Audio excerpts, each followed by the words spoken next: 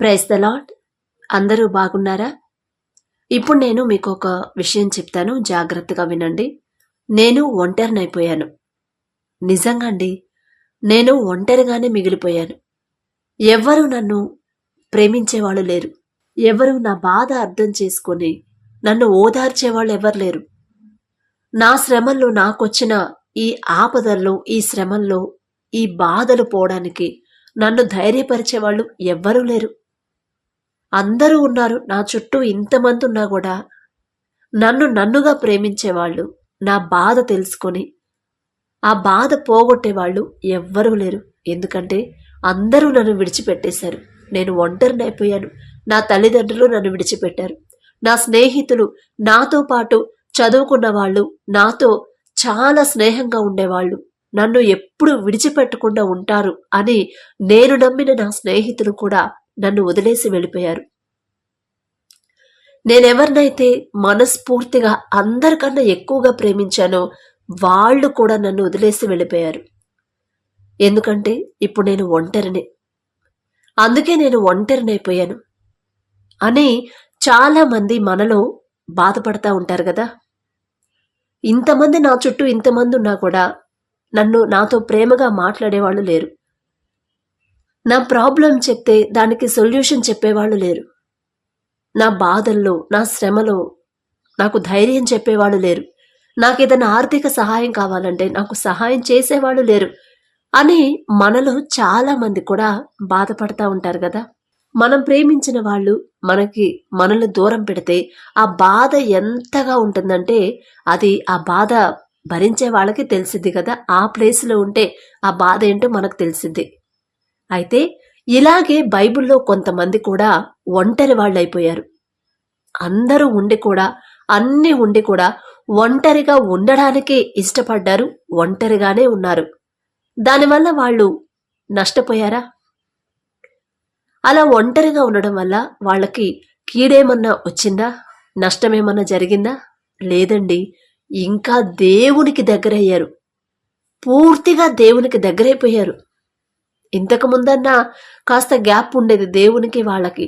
కానీ ఎప్పుడైతే వాళ్ళు ఒంటరి అయిపోయారో అప్పుడు దేవునికి చాలా దగ్గరైపోయారు కదా.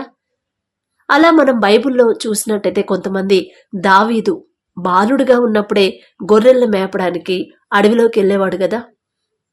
అడవిలోకి వెళ్ళినప్పుడు 3 రోజులు, ఒక రోజు కాదు, 2 రోజులు కాదు, 3 రోజుల ప్రయాణం అంత దూరం వెళ్ళిపోయి 3 రోజులు అక్కడే ఉండి కొండలైనా, లోయలైనా, గుహలైనా, ఎక్కడ ఎడారులైనా సరే ఆ కొండ లోయల్లో కూడా ఉండి గొర్రెలను మేపుకొని ఇంటికి తెచ్చేవాడు కదా. వాళ్ళ అన్నలేమో యుద్ధానికి వెళ్ళేవాళ్ళు. అయితే దావీదుకి అమ్మా నాన్న ఉన్నారు, అన్నయ్యలున్నారు, 8 మంది అన్నయ్యలున్నారు. కానీ ఒంటరి అయిపోయాడు దావీదు. అలా ఒంటరి అవ్వడం వల్ల దావీదుకు కలిగిన ప్రయోజనం మనందరికీ తెలుసు కదా. ఒంటరిగా ఉన్నప్పుడు అరే నాకు అమ్మా నాన్న ఉన్నారు, నాకు అన్నయ్యలు ఉన్నారు, అందరితో దూరంగా 3 రోజులు ఎవరూ లేని అనాథలాగా నాకు ఇక్కడ ఉండాల్సిన అవసరం ఏంది అని అనుకోలేదు కదా. అలా ఉన్నప్పుడు దేవునికి దగ్గరయ్యాడు. ఈ విషయం మనందరికీ తెలుసు కదండి. దేవునికి దగ్గర అవ్వాలంటే ఎవరినైతే దేవుడు ఏర్పరచుకుంటాడో, ప్రత్యేకంగా స్పెషల్గా వాళ్ళని దీవించాలని దేవుని సంకల్పం ఉండిద్దో, ఎవరి మీద స్పెషల్ లవ్, ప్రేమ ఉండిద్దో దేవునికి, వాళ్లనే ఒంటరి వాళ్ళని చేస్తాడండి తండ్రి. ఎందుకంటే అందరితో పాటు కలిసుంటే దేవునికి దగ్గరగా రాలేరు. కొంచెం దూరమే వస్తారు, పూర్తిగా దగ్గరికి రాలేరు. కానీ ఒంటరి అవుతారు. ఖచ్చితంగా దేవుడు వాళ్ళని ఒంటరిని చేస్తాడు. ఎందుకంటే తండ్రి డైరెక్ట్గా వాళ్ళతో మాట్లాడాలి. డైరెక్ట్గా వాళ్లకున్న సమస్యలు తీసేయాలి. డైరెక్ట్గా నేనున్నాను, ఇక దేనికి భయపడొద్దు అని ధైర్యం చెప్పాలని తండ్రి దేవుడే వాళ్ళని సపరేట్ చేసుకున్నాడు. చాలా మందినే మనకు బైబిల్లో చాలా మంది ఉన్నారు కదా. మోషే గారు కూడా గొర్రెలను మేపడానికి మిద్యాను పర్వతం వెళ్తాడు కదా, అప్పుడు ఒంటరిగానే ఉంటాడు. దావీదు ఒంటరిగానే ఉన్నాడు. యోసేపు 10 మంది అన్నలున్నారు, తమ్ముడున్నాడు, అందరికన్నా ఎక్కువగా ప్రేమించే నాన్న ఉన్నాడు. అయినా సరే ఒంటరిని చేశాడు తండ్రి. అందరినీ దూరం చేసి సపరేట్ చేసేసాడు, ఒంటరిని చేసేసాడు. కానీ ఒంటరైపోయాడా యోసేపు? దావీదు ఒంటరివాడైపోయాడా? మోషే గారు ఒంటరివాడైపోయాడా? ఇంకా బైబిల్లో మనకు చాలా మంది ఉన్నారు. వాళ్ళందరినీ దేవుడు సపరేట్ చేసుకుని నేను ప్రత్యేకించబడిన వాళ్ళు, వీళ్ళకే నా మాటలు డైరెక్ట్గా వాళ్ళకు అందాలు, నా ప్రేమ అందరికన్నా ఎక్కువ వీళ్ళని ప్రేమిస్తున్నాను అని ఎవరి గురించి అయితే తండ్రి దృష్టి పెడతాడో వాళ్ళనే ఒంటరి వాళ్ళని చేస్తాడండి. మనకి తెలీదు, ఇదేంటి నన్ను ప్రేమించేవాళ్ళు నాకు దూరం అయిపోతున్నారు, నాకు ధైర్యం చెప్పేవాళ్ళు నాకు దూరం అయిపోతున్నారు, నాతో ప్రేమగా మాట్లాడేవాళ్ళు ఒక్కళ్ళు కూడా లేరు, ఎందుకు ఇక నా బ్రతుకు ఎందుకు, నేను ఎవరి కోసం బ్రతకాలి అని ఆలోచిస్తాం. గాని దేవుని ప్రణాళిక మన మీదేంటి, నేను ఒంటరిగా ఎందుకు అయిపోతున్నాను అని ఒక్కసారి మనం బైబుల్ చూస్తే ఆ బైబుల్లో ఒంటరిగా ఉండడానికి ఇష్టపడ్డారు చాలా మంది. అబ్రహాం గారు కూడా ఒంటరిగా ఉండడానికే ఇష్టపడ్డాడు. ఎందుకంటే ఒంటరిగా ఉంటేనే దేవునికి ఇంకా దగ్గరవుతాం. అందుకే ఒంటరి ఏకాంత ప్రార్థన అందుకే కావాలి. మనం ఎక్కువ శాతం ఒంటరిగా ఉండడానికే ఇష్టపడాలి. నలుగురితో ఉండాల్సిన సందర్భాల్లో నలుగురితో ఉండాలి. కానీ ఒంటరిగా ఉన్నప్పుడు మొబైల్ పక్కన పెట్టేసి డైరెక్ట్గా దేవుణ్ణి ధ్యానించాలి. అబ్రహాము అదే చేశాడు. డైరెక్ట్గా మాట్లాడాడు. హనోకు దేవుడితో నడిచాడు. తర్వాత మోషే గారు దేవునితో నడిచాడు. దావీదు, సొలొమోన్ రాజైన తర్వాత కూడా సపరేట్గా దేవునితో మాట్లాడాలంటే భార్యని పక్కన పెట్టేసి పిల్లల్ని పక్కన పెట్టేసి ఫస్ట్ ఒంటరిగా వెళ్ళి ప్రార్థన చేసేవాళ్ళు కదా. దానియేలు గాని, షద్రక్, మేషక్, అబేద్నెగో గాని, యోసేపు గాని అందరూ ఒంటరిగా ఉన్నప్పుడే మనం దేవునికి ఇంకా దగ్గరవుతాం. అది ఒక్కసారి మీరు ఆలోచించుకోండి. ఒకవేళ నేను ఒంటరిని, ఇంక నాకెవ్వరు లేరు, నేను ఇంకెవరి కోసం బ్రతకాలి, నన్ను ప్రేమించే వాళ్లే లేరు అని ఒకవేళ ఈ మాటలు వింటున్న మీరు అలా ఫీల్ అవుతా ఉంటే మీరంటేనే దేవునికి స్పెషల్ లవ్, ప్రేమ. ఆ ప్రేమ ఉంది కాబట్టి మిమ్మల్ని ఒంటరిని చేశాడు. ఎందుకంటే పూర్తిగా ఆయన మీద మీరు ఆధారపడాలని, ఆయనకి దగ్గరగా వెళ్ళాలని. చూస్తున్నాడు తండ్రి, చూస్తున్నాడు, ఇంకా వస్తాడు, ఇంకా వచ్చిద్ది, ఇంకా రావట్లేదు అని అప్పుడు ఇక వీళ్ళు వచ్చేలా లేరు అనుకున్నప్పుడు, తండ్రికి ఇష్టం మీ మీద ఇంకా ఇష్టం పెరిగిపోయినప్పుడు అప్పుడు మనతో ఉన్న వాళ్ళందరినీ దూరం చేస్తాడండి. చేసి తండ్రే దగ్గరయ్యి తండ్రే మనకి ఇక అన్నిటికీ ఆధారం, ఆయన మీద ఆధారపడితే ఇంకా మనం ఏమీ లేని ఒంటరి వాళ్ళం ఎలా అవుతాం? దావీదు ఒంటరిగా ఉన్నాడు కొన్ని సంవత్సరాలు. తర్వాత మహారాజయ్యాడు. గొర్రెలను కాచే దావీదు ఎక్కడ, మహారాజు ఎక్కడ చేశాడు. తర్వాత మోషే గారు అందరినీ పోగొట్టు రాజకుమారులాగా పెరిగాడు. తర్వాత ఒంటరివాడైపోయాడు. ఒంటరివాడైపోయిన తర్వాత గొర్రెలను మేపుకున్నాడు. కానీ దేవుడు వదిలిపెట్టాడా? ఎవ్వరు వదిలిపెట్టినా, అందరు వదిలేసినా దేవుడు వదిలిపెట్టలేదు కదా. ఆయనతో మాట్లాడి అసలు ప్రణాళిక స్పెషల్గా మోషే గారితో మాట్లాడాలనుకున్నారు కాబట్టి మాట్లాడాడు. ఇది ఈ పని నువ్వు చేయాలి అని. ఆయనకి ఎవరైతే, ఇప్పుడు మనమే ఉన్నామండి, మన ఆఫీస్లో ఉన్న చాలా మంది ఉంటారు, అందరితో మనం ప్రేమగా మాట్లాడలేం కదా. మన మనసుకి ఎవరైతే నచ్చుతారో, మన మనసుకి ఇష్టంగా అనిపిస్తారో వాళ్ళతో మాట్లాడడానికి మనం ఎక్కువ ఇంట్రెస్ట్ చూపిస్తాం కదా. మళ్ళీ ఇంకోసారి మాట్లాడితే బాగుండు, అరే ఎంత చక్కగా మాట్లాడుతున్నారు, ఎంత ధైర్యం మాట్లాడుతున్నారు అని ఇంకొకసారి మాట్లాడాలనిపించింది. అలా దేవుని దృష్టిలో మనం స్పెషల్గా ఉన్నామంటేనే మనం ఒంటరవుతాము. అంతేగాని మన మీద కోపంతో, మన మీద ద్వేషంతో మన వాళ్ళందరినీ దూరం చెయ్యడండి తండ్రి. మనమంటే ప్రత్యేక ప్రేమ. అలా మోషే గారిని, ఒంటరిగా కూర్చున్న మోషేని 20 లక్షల మంది, అంతకన్నా ఎక్కువ జనాభా ఇశ్రాయేలీలు ఉన్నారా, అందరి మీద హెడ్ అయిపోయాడు కదా. చేశాడు తండ్రి. ఆ ప్లేస్ ఇవ్వాలనుకున్నాడు కాబట్టి ఒంటరిని చేశాడు ఫస్ట్. తర్వాత దావీదు విషయంలో అదే జరిగింది. అన్నలందరినీ పక్కన పెట్టేసి దావీదును హెచ్చించాడు కదా. ఎందుకంటే ఒంటరైపోయాడు ఫస్ట్. యోసేపు అలాగే అయిపోయాడు. యోసేపు గారి జీవితం చూసుకుంటే అందరూ ఉన్నారు, ప్రేమించే నాన్న ప్రాణం. నాన్నకి యోసేపు అంటే ప్రాణం. కానీ అంత ప్రేమించే నాన్న దగ్గర నుంచి దూరం చేశాడు, అన్నల దగ్గర నుంచి దూరం చేశాడు. ఒంటరి వాడైపోయాడు. అసలు ఏ ముక్కు ముఖం తెలియని దేశంలో ఆయన తీసుకొచ్చి అక్కడ పెట్టాడు. కానీ అందరినీ దూరం చేసిన తండ్రి మాత్రం దూరం కాలేదు కదా. ఎప్పుడు ధైర్యపరుస్తానే ఉన్నాడు. ఎప్పుడు ఇంకా ఎక్కువగా దేవుడి మీద ఆధారపడేలా తండ్రి ఆయన వద్దకు తెచ్చుకున్నాడు. ఎప్పుడు ఒంటరిని చేసి వదిలేశాడా చెయ్యి? దేవుడు వదలలేదండి. ఎవరైతే ఒంటరిగా ఉన్నారో బైబిల్లో మీరు ఎక్కడైనా ఎవరి గురించైనా చూడండి, ఒంటరిని అయిపోయాను, నేను ఒక్కడనే మిగిలిపోయాను అనుకున్న వాళ్లే తర్వాత ఒక మంచి పొజిషన్లో వాళ్ల మీదే మిగతా వాళ్ళందరూ ఆధారపడేలా తండ్రి చేశాడు. అలాగే మన జీవితాల్లో కూడా చేయబోతున్నాడు. అందుకే మిమ్మల్ని ఒంటరి వాళ్లను చేస్తున్నాడు. నా దేవుడికి కూడా కనికరం లేదులే నేనంటే, దేవుడికి కూడా ఇష్టం లేదు నేనంటే. లేకపోతే నేను ఎంత ప్రేమించాను, వాళ్లతోనే నన్ను ద్వేషించేలా చేశాడు. నాకు సపోర్ట్ ఉన్న వాళ్ళందరినీ దూరం చేశాడు. ఇప్పుడు నాకు ఏ ఆధారం లేదు అనుకుంటాము. కానీ మనల్ని బట్టే మనల్ని ఒక మంచి పొజిషన్కి తీసుకెళ్ళబోతున్నాడు. కాబట్టే మనల్ని ఒంటరి వాళ్ళను చేశాడు. ఒంటరిగా ఉన్నప్పుడే, అందరినీ కోల్పోయినప్పుడే దేవుని గొప్పతనం తెలిసిద్దండి మనకి. దేవునికి ఇంకా దగ్గర అవ్వాలంటే మనం ఒంటరిగానే ఉండాలి. మనం చూసిన బైబిల్లో చూసిన ప్రతి ఒక్కళ్ళు, అబ్రహాం గారైనా భార్య ఉంది, అబ్రహాంకి పిల్లలున్నారు, అయినా సరే ఒంటరిగానే వెళ్ళేవాడు. ఎందుకు? దేవునితో మాట్లాడడానికి. అట్లా ఒకవేళ ఈ పరిస్థితుల్లో మీలో ఎవరైనా అలా ఫీల్ అవుతా ఉంటే, నేను ఒంటరినైపోయాను, ఇప్పుడు నేను కూడా నా జీవితంలో కూడా అదే జరిగిందండి. నా జీవితంలో కూడా ఇదే జరిగింది. నా తల్లిదండ్రులు నన్ను ప్రేమించేవాళ్ళు. నన్ను అక్కడ అమ్మ వాళ్ళ దగ్గర ఉన్నప్పుడు ప్రతి ఒక్కళ్ళు, అసలు మేమంటే ఏంటో తెలియని వాళ్ళని, ఎవరో తెలియని వాళ్ళు కూడా మమ్మల్ని రెస్పెక్ట్ ఇచ్చి గౌరవించేవాళ్ళు. అలా అందరూ అమ్మా నాన్నకి దూరం అయిపోయాను. నన్ను ప్రేమించేవాళ్ళు, నన్ను అభిమానించే వాళ్ళు అందరికీ దూరం అయిపోయాను.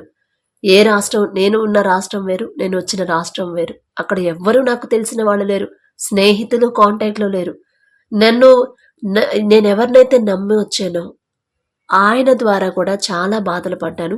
ఒంటరిదాన్ని అయిపోయాను. నా చుట్టూ చాలా మంది ఉన్నారు ఇంట్లో, కానీ నేను ఒంటరిగానే అయిపోయాను. ఎందుకంటే అది ఇక ఆ ప్లేస్లో ఉంటేనే తెలిసిద్ది. మనం ఉన్నప్పుడు ఒక మాట మాట్లాడతారు ప్రేమగా, మనం లేనప్పుడు ఇంకో మాట మాట్లాడతారు. అలా ఒంటరిగా అయిపోయాను. చాలా సంవత్సరాలు ఏడ్చాను, కన్నీరు కార్చాను, కానీ తెలుసుకోలేకపోయాను. అరే, అందరూ నా చేయి విడిచిపెడితే ఏమైంది, నన్ను ఒంటరిదాన్ని చేస్తే ఏమైంది, అసలు సర్వ సృష్టికర్త, ఈ సృష్టినే సృజించిన తండ్రి నాతో ఉన్నాడు కదా అని గ్రహించలేకపోయాను. నేను ఒంటరిదాన్ని, ఒక్కదాన్నే కూర్చున్నాను అనుకున్నాను. కానీ నా పక్కన నా తండ్రి ఉన్నాడని నేను గ్రహించలేకపోయాను. ఆ గ్రహింపు రావాలని తండ్రి ఇంకా నన్ను ఒంటరిదాన్ని చేశాడు. ఎంత మంచిగా నడుచుకున్నా, నన్ను ద్వేషించే వాళ్ళతో కూడా ఎంత ప్రేమగా నడుచుకున్నా కూడా ఇంకా ద్వేషించబడ్డాను. దానివల్ల నాకు లాభమే జరిగింది కానీ నష్టమైతే జరగలేదండి. నేను ఒంటరి అయ్యాను కాబట్టి నా దేవుని ప్రేమ ఇంకా పూర్తిగా తెలుసుకోగలిగాను. పూర్తిగా దేవుడి మీదే ఆధారపడగలుగుతున్నాను. ఇప్పుడు నాకు ఆ భరోసా వచ్చింది. ఎందుకంటే నేను ఒంటరిదాన్ని, 1000 మందిలో ఉన్న నేను ఒంటరిదాన్ని అనే ఫీలింగ్, లేదా ఎడారిలో ఉన్నా, అడవిలో ఉన్నా కూడా నేను ఒంటరిదాన్ని, ఒంటరి వాడిని అనే ఫీలింగ్ నాకు రానివ్వలేదు. ఇక రాదు. ఎందుకంటే ఇంకా ఒంటరిగా ఉంటేనే నాకు మేలు. నా దేవునితో నేను ఇంకా చనువుగా మాట్లాడొచ్చు, ఇంకా ప్రేమగా మాట్లాడొచ్చు. అది తెలుసుకునేలా చేయడానికే తండ్రి నన్ను ఒంటరిదాన్ని చేశాడు. అంతమంది ప్రేమించే ఆ కాలనీ మొత్తం, అంతమంది ప్రేమించే నన్ను వాళ్ళ దగ్గర నుంచి దూరం చేశాడు. ఎంత ప్రేమగా నడుచుకున్నా కూడా ద్వేషించేలా చేశాడు. నన్ను ద్వేషించే వాళ్ళ దగ్గర కూడా నేను వినయంగానే నడుచుకున్నాను. అయినా సరే వాళ్ళతోనే ద్వేషించబడ్డాను. అప్పుడు నేను ఒంటరిదాన్ని అని ఫీల్ అయ్యాను. కానీ నా తండ్రి నాకున్నాడని ఇప్పుడు అర్థమవుతుంది నాకు. తండ్రి మీద పూర్తిగా ఆధారపడేలా చేయడానికే నన్ను ఒంటరిని చేశాడు. దావీదును అంతే ఒంటరిని చేశాడు. గొర్రెలు కాచేవాడిని వదిలిపెట్టాడా? లేదు. ఆయన ఒంటరిగా ఉన్నాడు కాబట్టి దేవుణ్ణి స్తుతించగలిగాడు మనస్ఫూర్తిగా. మోషే ఒంటరిగా ఉన్నాడు కాబట్టి దేవుడు డైరెక్ట్గా మాట్లాడాడు. అలాగే యోసేపు అందరినీ పోగొట్టుకుని ఒంటరివాడు అయ్యాడు కాబట్టి ఒక దేశానికి ప్రధాని అయ్యాడు. ఆ పొజిషన్కి తీసుకురావాలనుకుంటున్నాడు కాబట్టే తండ్రి మిమ్మల్నైనా నన్నైనా ఒంటరిని చేశాడు. ఇప్పుడు ఒకవేళ ఈ మాటలు వింటున్న మీలో ఎవరైనా నేను ఒంటరిని, ఇక నాకెవ్వరు లేరు, నన్ను అందరూ ద్వేషించేవాళ్లే, నన్ను ప్రేమించేవాళ్ళు ఎవరు లేరు, నేను ప్రేమించిన వాళ్ళు కూడా నాకు దూరం అయిపోయారు, నేను నన్ను కాదనుకొని అని ఫీల్ అవుతున్నారేమో. లేదండి, సర్వ సృష్టిని సృష్టించిన దేవుడు, ఆకాశాన్ని భూమిని అందులో ఉన్న సమస్తాన్ని సృష్టించిన సర్వ సృష్టికర్త మీ పక్కనున్నాడు. ఒక్కసారి చూసుకోండి. సర్వ సృష్టికి ఆధారమైన మన తండ్రి మన పక్కన ఉంటాడు. ఆయనుంటే చాలు కదండి. ఇక లోకంతో మనకెందుకండి? మనుషులతో మనకేం పని? మనుషులు కొంతకాలమే ప్రేమిస్తారు. కొంతకాలం ఒకవేళ మనల్ని అధికంగా ప్రేమించినా వాళ్ళు ఎల్లకాలం మనతోనే ఉంటారా? కలిసి ఉండరు కదా. మరణం అయితే ఖచ్చితంగా అందరికీ రావాల్సిందే కదా. కానీ మరణం కూడా తండ్రిని మనల్ని వేరు చేయదు. అంత గొప్ప తండ్రి మనకు తోడుగా ఉన్నప్పుడు మనం ఎందుకు ఫీల్ అవ్వాలండి? నేను ఒంటరివాడిని, నా పిల్లలు నన్ను వెలివేశారు, నా భార్య నన్ను వెలివేసింది, నా భార్య నన్ను ద్వేషిస్తుంది, నా స్నేహితులు నన్ను దూరం పెట్టేస్తున్నారు, నా బంధువులు కూడా నన్ను కలవనివ్వట్లేదు అని మనం ఎందుకు బాధపడాలి?